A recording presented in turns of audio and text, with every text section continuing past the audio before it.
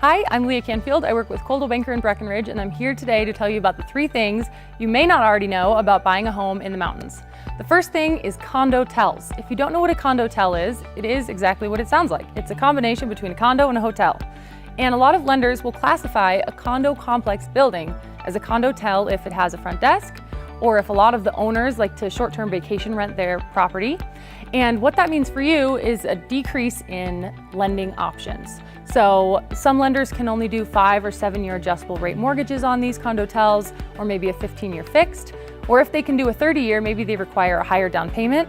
So it's important to know which condos are considered condo tells and which ones are not. I always just recommend reaching out to a local lender because they have the information on what products are available for what properties. The second thing you may not know about are transfer taxes. Transfer tax is a percentage of the purchase price due at closing, and it's usually paid by the buyer, so it's good to know about. In Breckenridge, there's a 1% transfer tax. You'll see it in Frisco.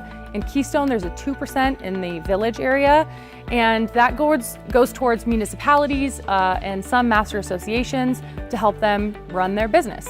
So if you're buying $1 million home, that could represent up to $10,000 or $20,000 of extra cash that's needed at closing. So make sure you know which properties have a transfer tax and which ones do not.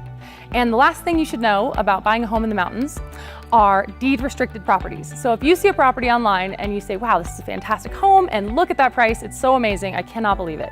It could be a great home at a great price, but it could also be a deed restricted property.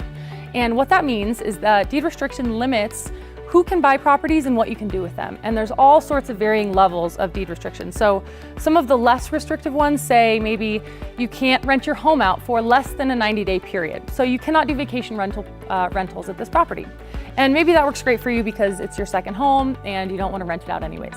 But there's also some deed restricted properties that say you have to work full time. For a local business, you have to make under a certain income cap. You have to agree to fixed appreciation every year, and you have to get qualified with the housing authority.